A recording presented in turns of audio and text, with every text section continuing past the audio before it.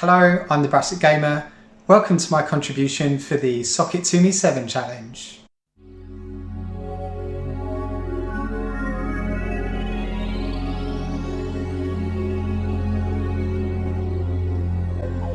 So when I first saw this mentioned on Patrick's channel OCR, I initially thought it was going to be Super Socket 7 systems. Here's actual footage of me reacting to this. Nice. That's because I quite like Super Socket 7. I've built a system like that before, wouldn't mind doing it again, and I'd only have to choose from these. Then it was announced it was going to include Socket 7. Here's actual footage of me reacting to this.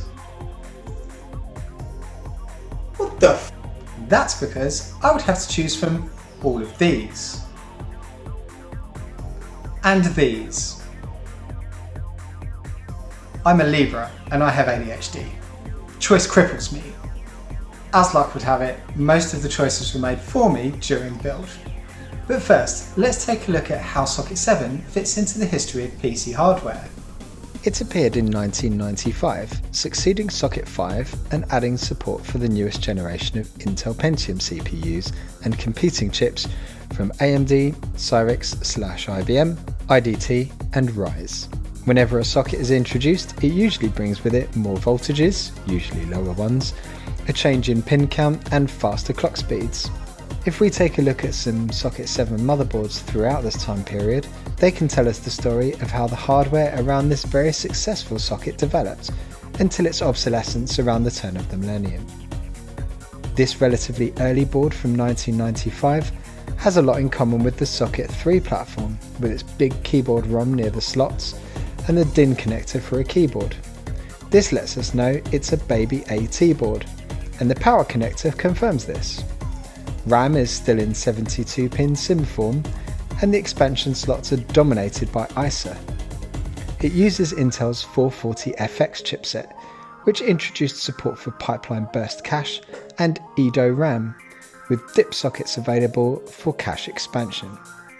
Like Socket 5, Socket 7 accepts CPUs with the staggered pin grid array. All that's left of note is the BIOS and space for a Dallas battery and real-time clock. This next board from mid-1996 looks a lot like the last one at first glance, save for its white everything slots and ports. Still present are the keyboard ROM, BIOS and Dallas socket, but this board uses the newer 440VX chipset, which dropped support for the 50MHz bus. The VRM is a lot beefier, supporting 3.3 volt CPUs, including the forthcoming MMX equipped Pentiums. The cache remains unchanged, but could be upgraded via the Coast slot, and the VX chipset also added support for the new SD-RAM standard, while still allowing use of SIMs. There's our AT power connector, a header for a PS2 mouse, and something brand new, USB, which wasn't even supported in Windows 95 yet. 1997 brought sweeping changes to motherboard layouts, with the then increasingly common ATX form factor. This standardised PS2 connectors for mouse and keyboard, and integrated communications ports into the board itself, including the more established USB. It also brought a new power connector and moved the CPU away from the slots, so that increasingly large coolers wouldn't block large expansion cards. This board uses the 440TX chipset, aka Triton 4, which brought some of the HX platform's server features to the desktop. ISA was still the most common bus, but the cost of PCI cards was decreasing steadily by this point. The cost of SD-RAM was also coming down, and the maximum RAM supported had doubled from 128MB to 256. Late 1997 saw Ali continue development of the Socket 7 platform for the value sector, introducing 100MHz clock speeds and offering the Baby AT form factor as an option to reduce costs. This didn't stop them from integrating PS2, USB and even infrared comms along with the standard ports. One of the most important new features was AGP, allowing users to adopt one of the latest 3D graphics cards for gaming. while still having the option to use their existing PCI graphics and ISA sound. The Aladdin 5 chipset was one of the fastest, this particular board supporting frequencies up to 120 MHz for some overclocking action. By including both AT and ATX power connectors, users could also buy the newest power supplies if they wished.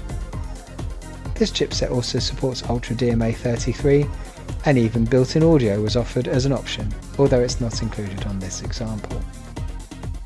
VIA also wanted in on the action, introducing their MVP3 chipset early in 1998 and offering many of the same options that appealed to users who wanted to upgrade their budget PC incrementally.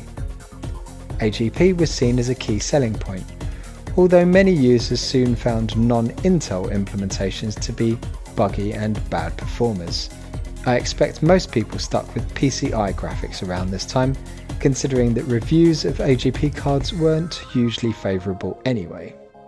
VIA really ran with the budget PC idea, introducing their MVP4 chipset in August 1998. As you can see, they really went to town integrating features that would otherwise be an additional cost. Audio, game port, and even graphics are built into this board. What graphics, I hear you ask? Well, you won't find a discrete chip here because it's built into the North Bridge itself.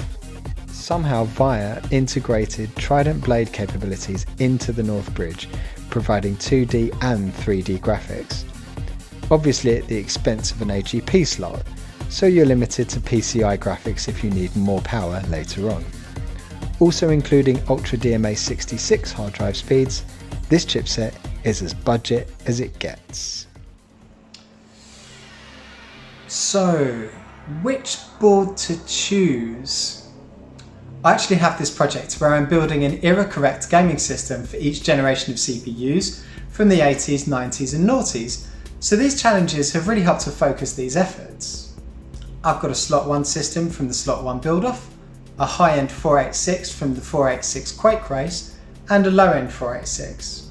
So there's a gap there that can be nicely filled by a high-end Pentium system. This instantly narrows my choices to the ECS board with the VX chipset and the two TX boards because the FX board is too slow and the Super Socket 7 boards are Super Socket 7 boards. Purely aside from the fact that the ECS board is really freaking cool with its white ISA slots, there is another factor to consider, the case. I only have 2 spare cases at the moment, one's AT and one's ATX, and I'm saving the ATX board for a later build. Out of the remaining 3 boards, only the ECS is AT, so white ISA slots it is then. Having chosen the motherboard, the other components pretty much choose themselves, based on the fact that they must be era correct. There is one more self-imposed rule I have to take into account, which is that I'm not allowed to take anything out of my other systems so that I can use them at any time. I'm immediately going to exploit a loophole in this rule by removing the Voodoo 2 from my slot 1 build. To be fair, that was only in there so that I could have a computer to play glide games on, but this computer is now going to take over that functionality. I've also been wanting to build an SLI system ever since I found my second Voodoo 2, and this is a perfect opportunity to do that. In terms of CPU, I'd love to use my 233MHz MMX Pentium, but unfortunately the motherboard supports a maximum of 200, so that's what we'll have to settle for. So here's the case. It's no classic, but it's not minging either, and it's 100% era correct. It comes replete with a Matsushita 12-speed CD-ROM, plus a floppy drive and even the original manufacturer's sticker.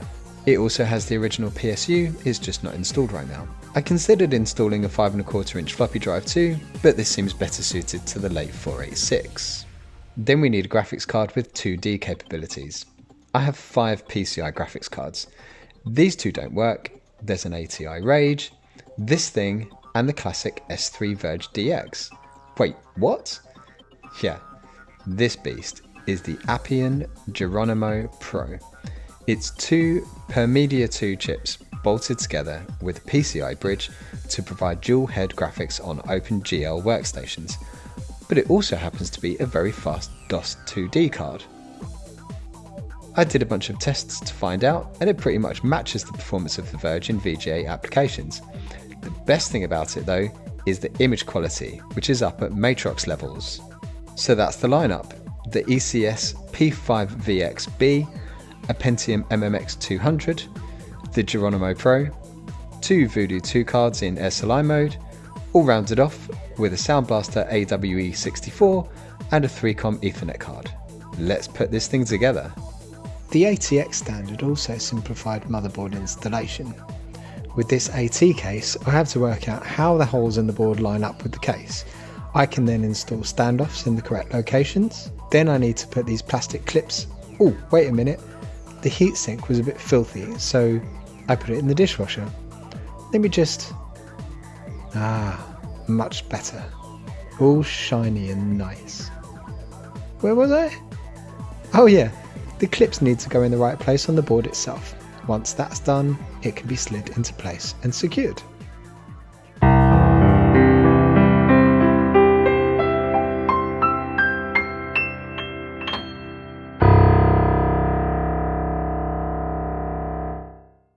So peripheral choices for the system. Obviously I've gone with the LCD just for convenience factors right now. I do have a CRT that I'm going to use later on though.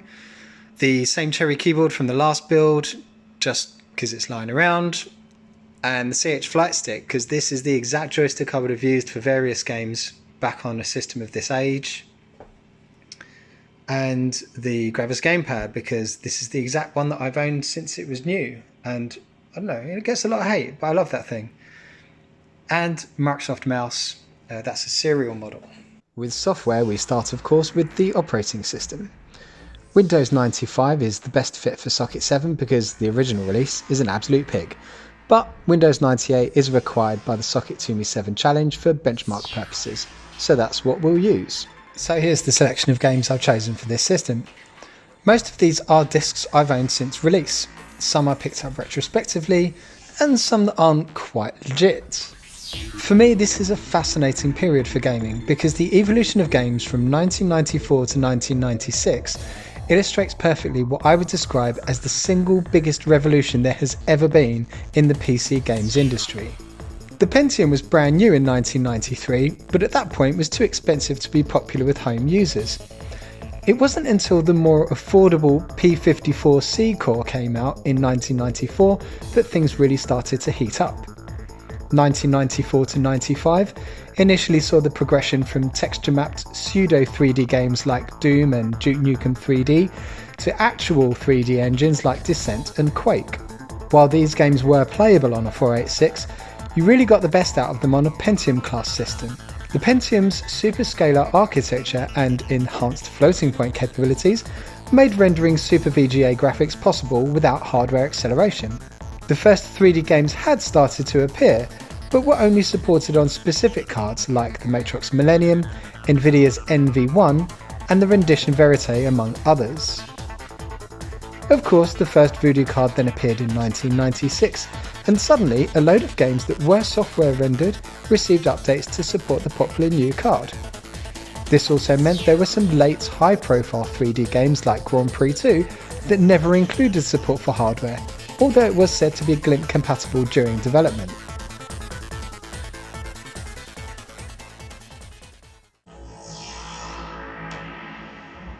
Swiv 3D by SCI from 1996 was one of my favourite games back then and mostly benefited from a resolution bump via the 3DFX patch, as you can see from this side-by-side comparison. It's a classic arcade action game with very little to think about. You can choose to spend extra time exploring and getting more points, or go ham and take out the primary objective to get through the game ASAP. It's a lot of fun, and I can't think of a soundtrack I've enjoyed more over the years. This was a time where games had largely transitioned from floppy disk to CD. Given that games themselves were around 100 megabytes in size, a pre-recorded soundtrack was one of the main benefits of this, something that continued right up to the Pentium 3 era.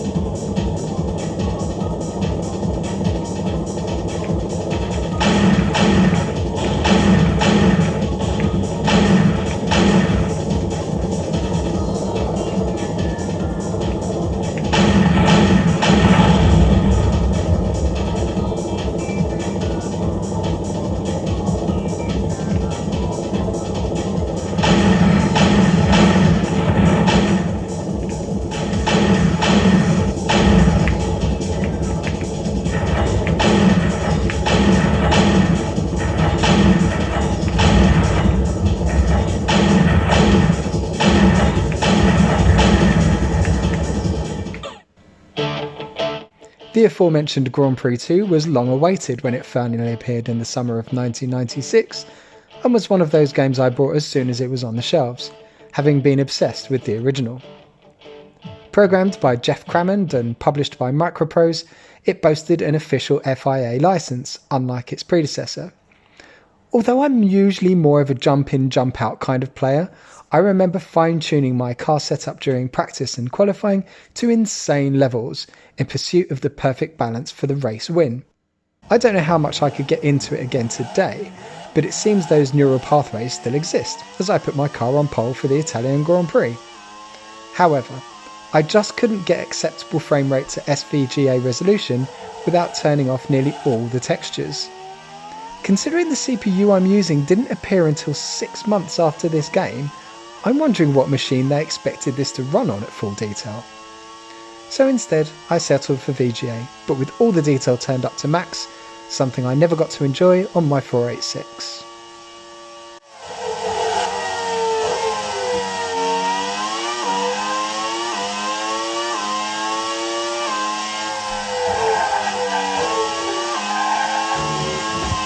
Building on the success of 1994's Magic Carpet, Bullfrog brought us Hi-Octane in 1995, a fast-paced, futuristic driving sim with weapons, pit stops, and enough variety to keep you interested for a few hours at least. Like many other games of the time, it's designed to be played from the CD, as in most of the data isn't installed onto the hard drive, which was expensive storage back then. This game was later enhanced by the free Revs pack, adding extra features.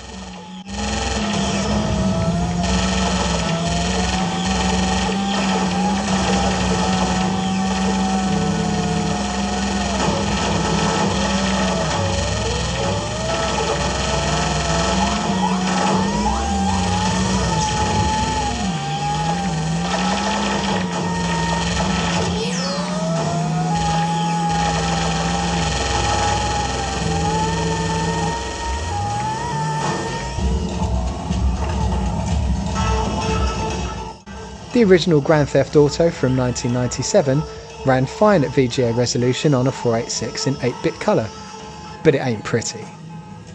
As with many of the newer games from this time, I remember craving more colours, more detail, transparency effects and smoother frame rates. This Pentium system can give me that, while I embark on a criminal caper of increasing insanity. The 24-bit colour version runs fine in VGA, but as soon as you up the resolution it starts to struggle.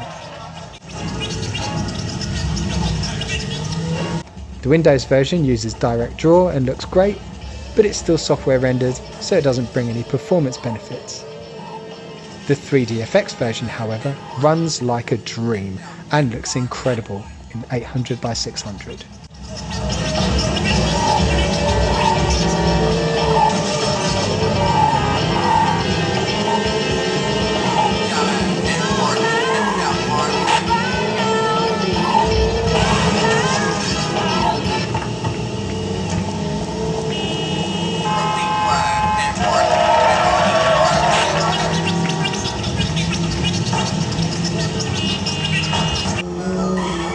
The subsequent add-on, GTA London, is one I've owned since release, but never actually got around to playing.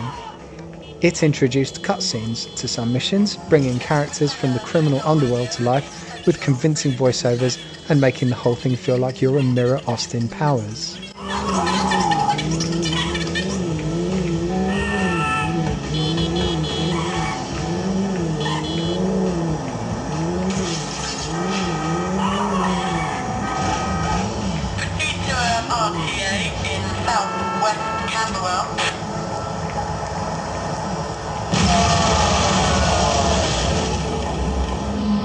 Screamer is another non-accelerated SVGA title that blew people away with its arcade graphics and gameplay when it appeared in 1995. It's also one of many games from the time that used sound effects to excess, with vocal encouragement from an in-game commentator that now feels unbearable to my misophonic tendencies. Still, this is one of those games I spent many hours perfecting my technique in and eventually completing.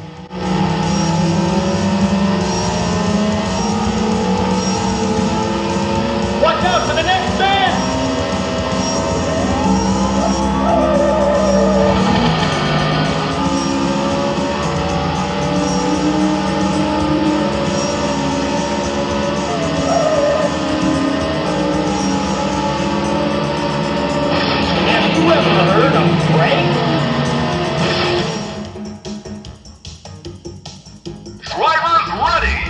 Also from 1995 is Fatal Racing, or Whiplash if you're a North American pussy, which is very much from the same stable as Screamer, but is even more wacky and a lot of fun. There is a 3DFX patch available for this, though I couldn't for the life of me get it to work. Again, this wasn't really playable on my 486, even at VGA resolution, so it's great to see its full potential at last.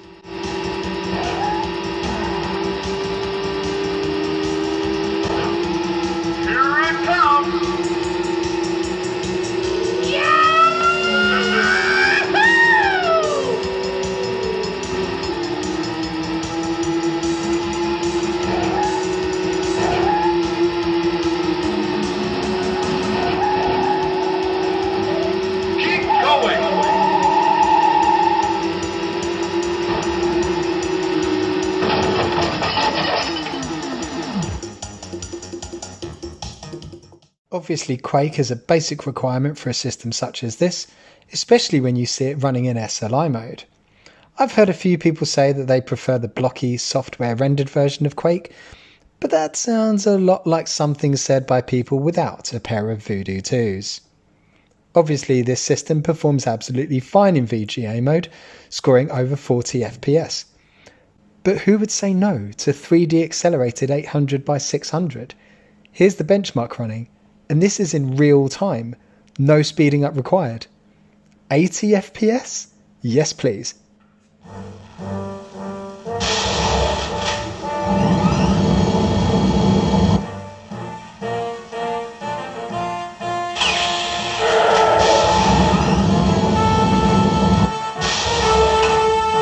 Two games I played to absolute death on my 486 were X-Wing and TIE Fighter. Originally released on floppy disk, 1998 brought us the X-Wing Collector's Series on CD, including all sorts of enhancements. The best of these was 3DFX graphics, bringing a massive improvement over the original releases.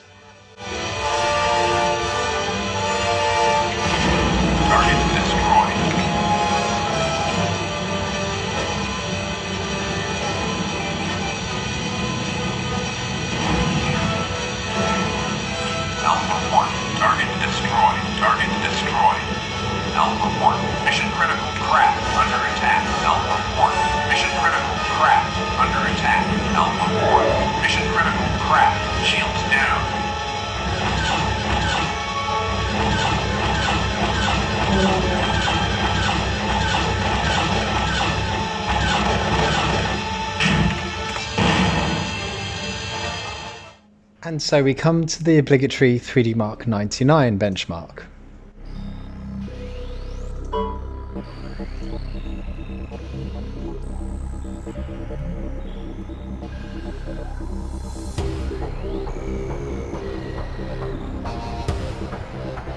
The Voodoo 2s in SLI mode score 1175, which is less than half what a single Voodoo 2 card scored in the slot 1 build. It's pretty obvious at this point that the CPU is providing a serious bottleneck. In most of the tests, the cards are scoring almost identically, and you may think, what's the point then? It's only when we get to specific features like rasterization and fill rate that you can see the performance in SLI is pretty much double that of the single card. Also, it may seem underwhelming that the score for SLI at 640x480 is pretty much the same as the score at 800x600. Then you remember that you're getting a higher resolution for absolutely no performance drop whatsoever. This is now making me very curious to upgrade the RAM on my second Voodoo card to 12 meg like the first one to see how they perform at 1024x768. Well, there we go. I now have my perfect Pentium gaming system. I actually haven't played any of these games in anger since those days, because by the time I upgraded, a whole new generation of games had come along. To finally see these titles at their full potential has been hugely enjoyable, so I can see myself using this system on a regular basis. Thanks for watching, and I hope to see you during the next build, whatever that may be.